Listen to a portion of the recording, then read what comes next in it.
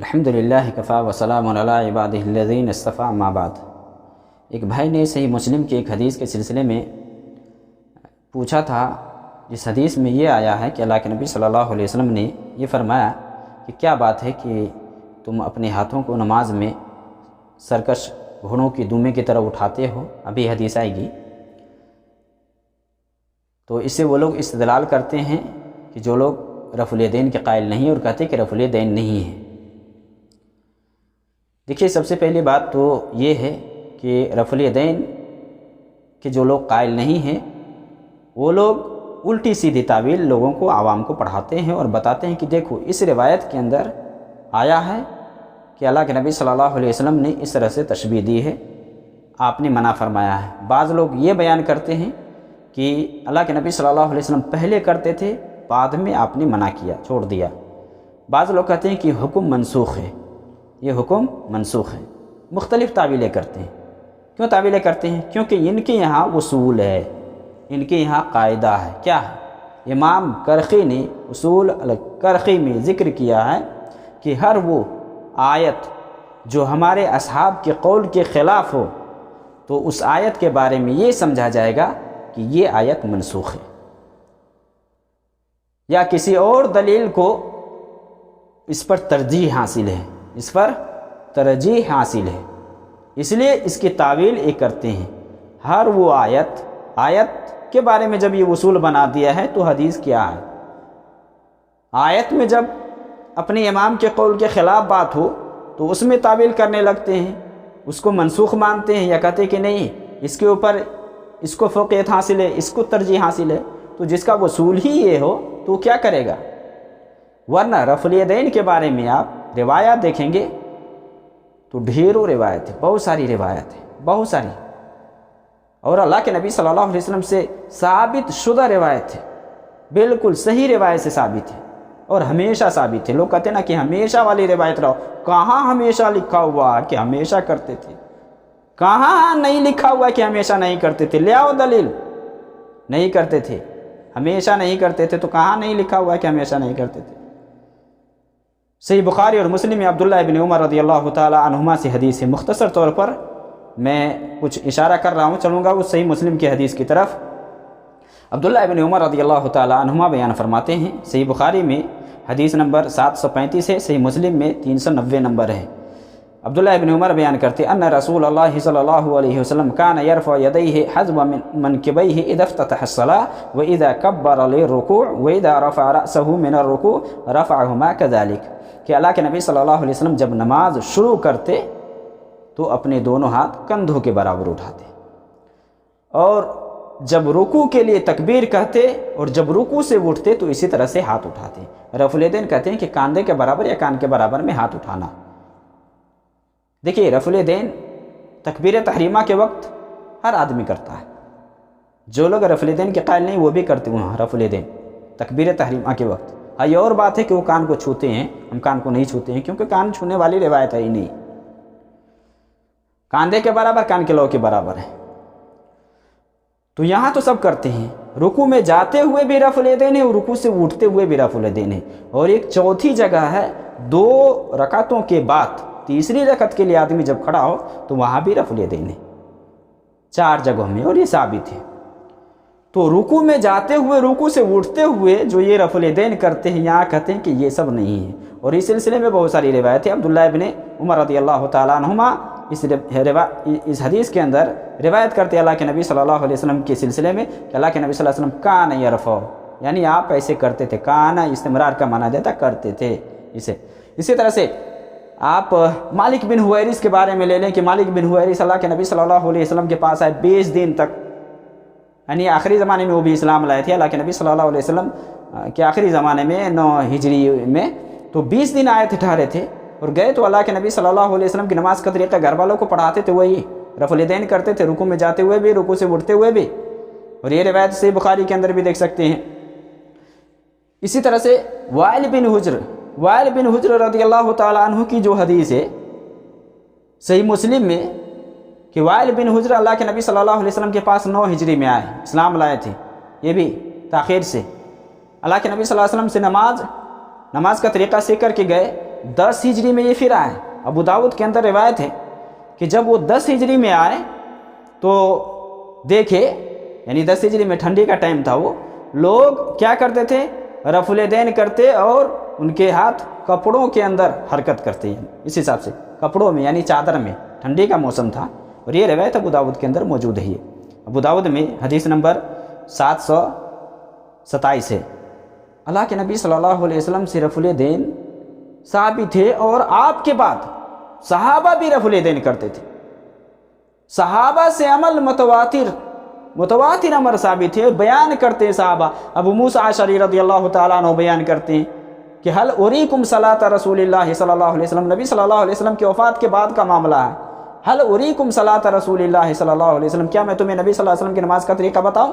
وہ بھی رفع الیدین کیے، رکوع میں گئے تو رفع الیدین کیے، یعنی شروع میں تو کیے رفع الیدین تکبیر تحریمہ کے وقت، رکوع میں گئے تو رفع الیدین کیے، رکوع سے جب اٹھے تو رفع الیدین کیے۔ اسی طرح سے آپ ابو حمید ساعدی رضی اللہ تعالیٰ عنہ والی جو حدیث ہے وہ دیکھ لیں، 10 صحابہ کے سامنے اس نے نماز پڑھی تو 10 صحابہ نے کیا کہا؟ 10 نے یہ گواہی دی، صدقت ہاکذا کان یصلی النبی صلی اللہ علیہ وسلم، کہ آپ نے سچ کہا، اسی طرح سے اللہ کے نبی صلی اللہ علیہ وسلم نماز پڑھتے تھے، وہ بھی رفع الیدین کی۔ نبی صلی اللہ علیہ وسلم کے بعد کا معاملہ ہے، یہ صحابہ اتنے یہ کر رہے ہیں، صحابہ اس پر عمل کر رہے ہیں، صحابہ کو معلوم نہیں تھا کہ اللہ کے نبی صلی اللہ علیہ وسلم نے اسے منع کر دیا یا رفع الیدین کا حکم منسوخ ہو گیا۔ یہاں تو معاملہ بالکل واضح ہو جا رہا ہے، لیکن جو لوگ بھائی کہتے ہیں کہ ہم تعویل کریں گے تو کریں گے ہی، چھوڑیں گے نہیں۔ اس لیے صحیح مسلم کی جو حدیث ہے اس کے تعویل کرتے ہیں۔ تعویل کیا کرتے ہیں؟ کہتے ہیں کہ یہ روایت رفع الیدین نہ کرنے کے سلسلے میں ہے۔ صحیح مسلم میں اگر آدمی غور سے دیکھے، امام مسلم نے جو باب قائم کیا ہے اس باب پر بھی اگر غور کرے آدمی، اور اس کے تحت امام مسلم نے جو احادیث نقل کیے ہیں اس پر اگر سمجھے تو مسئلہ بالکل واضح ہے کہ یہ رفع الیدین کا معاملہ ہے یا کہیں اور کا ہے۔ امام مسلم نے کتاب الصلاۃ میں باب قائم کیا ہے۔ باب کیا ہے؟ باب الامر بالسکون فی الصلاۃ والنہی عن الاشارۃ بالید ورفعها عند السلام واتمام الصفوف الاول والتراص فيها والامر بالاجتماع۔ یہاں امام مسلم یہ باب قائم کرتے ہیں کہ نماز میں سکون اختیار کرنے کا حکم ہے، اور سلام پھیرتے ہوئے ہاتھ سے اشارہ کرنا یہ منع ہے۔ والنہی عن الاشارۃ بالید، کب؟ ورفعها عند السلام، اشارہ کرتے ہوئے ہاتھ سے اشارہ کرنا اور ہاتھ اٹھا کر کے سلام کرنا، ہی اس حساب سے یہ ہے۔ اس کے تحت میں امام مسلم نے 3 روایتوں کو نقل کیا ہے، اور تینوں کے راوی جابر بن سمرہ ہے۔ پہلی روایت ہے جس میں جابر بن سمرہ رضی اللہ تعالیٰ عنہ، یہ 430 نمبر ہے صحیح مسلم میں، 430 421، یہ 430 431 میں دیکھ سکتے ہیں، 431 میں 2 روایت ہے۔ 430 والی روایت ہے صحیح مسلم میں، اس میں کیا ہے؟ جابر بن سمرہ رضی اللہ تعالیٰ عنہ روایت کرتے ہیں، قال خرج علینا رسول اللہ صلی اللہ علیہ وسلم فقال ما لی اراکم رافع ایدیکم کانہا اذناب خیل شمس اسکنوا فی الصلاۃ، یا کہ اللہ کے نبی صلی اللہ علیہ وسلم نے فرمایا کہ کیا وجہ ہے کہ میں تمہیں نماز میں اس طرح سے ہاتھ اٹھاتے دیکھ رہا ہوں جیسے کہ وہ بدکتے ہوئے سرکش گھوڑوں کی دمیں ہوں، اس طرح سے کیوں اٹھاتے ہو؟ یہاں کہتے ہیں کہ دیکھو اللہ کے نبی صلی اللہ علیہ وسلم نے ہاتھ اٹھانے سے منع فرمایا ہے، یہ سرکش گھوڑوں کی دمیں سے تشبیہ دی ہے آپ صلی اللہ علیہ وسلم نے، ایسا کیوں کر رہے ہو؟ کہتے کہ یہ روایت کہیں اور کی ہے، اور بعد والی جو روایت ہے وہ اگر دیکھ لے آدمی، اس پر غور کرے، اس لیے یہاں کہتے اب یہاں تعویل کرتے کہ یہ روایت کہیں اور کی ہے، اور بعد والی جو روایت ہے یہ سلام کے وقت کی ہے۔ حالانکہ امام مسلم نے باب قائم کر کے تینوں روایت کو یہاں نقل کیا ہے، اور اس روایت کے نیچے سے امام نووی نے صحیح مسلم کی شرح میں ذکر کیا ہے کہ یہاں جو ہاتھ اٹھانے سے روکا گیا ہے وہ سلام کے وقت ہے۔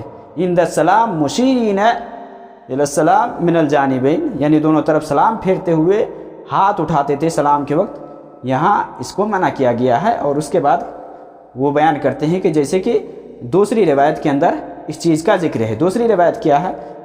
431 والی جو روایت ہے اس میں بیان کرتے جابر بن سمرہ رضی اللہ تعالیٰ عنہ، قلنا اذا صلینا مع رسول اللہ صلی اللہ علیہ وسلم قلنا अस्सलामु अलैकुम व रहमतुल्लाह, अस्सलामु अलैकुम व रहमतुल्लाह व अशारा बियदिही इलल जानिबीन। यहाँ रिवायत बिल्कुल कि जाबिर बिन समरा रज़ियल्लाहु ताला अन्हु बयान करते हैं कि जब हम नबी सल्लल्लाहु अलैहि वसल्लम के साथ नमाज़ पढ़ते थे तो हम कहते थे अस्सलामु अलैकुम व रहमतुल्लाह व अशारा बियदिही इलल जानिबीन, दोनों तरफ इस हिसाब से वो इशारा करते थे। फ़क़ाल रसूलुल्लाह सल्लल्लाहु अलैहि वसल्लम अला मा तु'मिऊन बिअयदीकुम कअन्नहा अज़नाब खैलिन शुम्स, ये इशारा क्यों करते हो, बिदकते हुए सरकश ऊँटों या घोड़े की दुमों की तरह इस तरह से क्यों करते हो।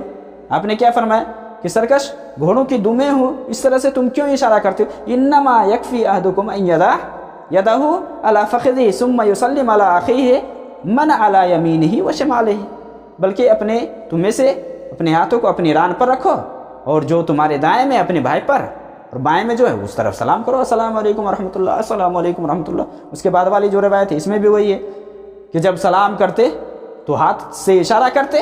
तो अल्लाह के नबी सल्लल्लाहु अलैहि वसल्लम ने फरमाया क्या, मा शानुकुम तुशीरूना बियदिकुम कअन्नहा अज़नाबु खैलिन शम्स इज़ा सल्लम अहदुकुम फल्यल्तफित इला साहिबिही वला युमि बियदिही।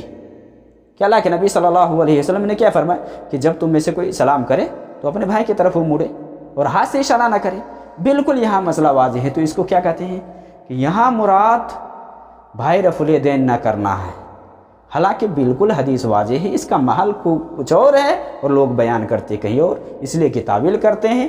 मसलक परस्ती में तो तावील करेंगे ही, इनके यहाँ वसूल है, कायदा है कि मसलक परस्ती में चाहे हक़ को छोड़ना पड़े छोड़ देंगे। उसूल करखी में बिल्कुल जिक्र है, वाज़ेह और इस पर अमल करते हैं, ये इनको अपनाते हैं। इसी तरह से इन्होंने आवाम को पढ़ा रखा है, आवाम जाहिल गंवार बेचारी वो क्या करे, बयान करते हैं कि ये लोग पहले बुत छुपा करके लाते थे बगल में, इसलिए इन्हें क्या किया गया, कहा कि हाथ मत उठाओ। तो पहले लोग जो लोग बुत छुपा करके लाते थे बगल में तो इसलिए हाथ उठाते थे। मेरे भाई जाहिल, आपको भी अल्लाह ताला ने दिमाग दिया, आप भी समझ सकते हो। ये जो मौलवी आप लोगों को पढ़ाते हैं सिखाते हैं कि भाई अगर बुत छुपा करके लाते थे तो आप भी तो शुरू में रफ़ुल यदैन करते हो, आप भी तो शुरू में रफ़ुल यदैन करते हो। यहाँ तो सब करते हैं ना, शुरू में अल्लाह अकबर तकबीर तहरीमा के वक्त वही गिर जाना चाहिए ना, ये नहीं ना कि बरकरार रहे और जब रुकू में जाए तब वहाँ हाथ बगल में जो बुत है वो गिरे, शुरू में गिर जाना चाहिए ना। और गिरे तो उसके बगल से ना, जो लोग कान को छूते हैं इसे उठाते हैं उनके खुल जाते हैं ना पूरे, लेकिन जो लोग कांधे के बराबर उठाते हैं, कान के बराबर उठाते हैं, उनके हाथ ऐसे नहीं खुलते हैं। जो लोग कान को छूते हैं ऐसे ना, उनके खुलते हैं, वही बुत छुपा करके लाते। ये जाहिलों वाली बात है। लोग अल्लाह के नबी सल्लल्लाहु अलैहि वसल्लम से मेरे भाई साबित है, अल्लाह के नबी सल्लल्लाहु अलैहि वसल्लम हमेशा रफ़ुल यदैन करते थे। और हमेशा न करने पे कोई आदमी अगर एतराज़ करे कि नहीं हमेशा वाली रिवायत लाओ, तो मैं उनसे कहता हूँ कि तुम ले आओ कि कहाँ हमेशा रिवायत। आप सल्लल्लाहु अलैहि वसल्लम हमेशा नहीं करते थे, तुम लेकर के आ जाओ दलील कि कहाँ है कि अल्लाह के नबी सल्लल्लाहु अलैहि वसल्लम हमेशा रफ़ुल यदैन नहीं करते थे। अल्लाह के नबी सल्लल्लाहु अलैहि वसल्लम के बाद इतनी सहाबा रिवायत करते, इतने सहाबा के अमल साबित थे, सहाबा के सामने में अमल हो रहा है, बताया जा रहा है, उसकी तस्दीक भी की जा रही, फिर भी लोग कहते हैं कि नहीं अल्लाह के नबी सल्लल्लाहु अलैहि वसल्लम पहले करते थे बाद में नहीं करते थे। ये सब मनगढ़ंत बात है। सही बात यह है कि रफ़ुल यदैन अल्लाह के नबी सल्लल्लाहु अलैहि वसल्लम से बहुत सारी रिवायतों में मैं चंद एक की तरफ इशारा किया है। चूँकि बताना था सही मुस्लिम की हदीस के सिलसिले में, तो जो सही मुस्लिम की हदीस से गलत इस्तेदलाल करते हैं वो सही नहीं है, क्योंकि सही मुस्लिम में जो इशारा है वहाँ मुराद है सलाम के वक्त। लोग जब सलाम करते तो वहाँ इशारा करते हाथों से, तो वहाँ अल्लाह के नबी सल्लल्लाहु अलैहि वसल्लम ने मना फरमाया कि इस तरह से मत करो। रुकू में जाते हुए, रुकू से उठते हुए रफ़ुल यदैन करना साबित है और हमें करना चाहिए।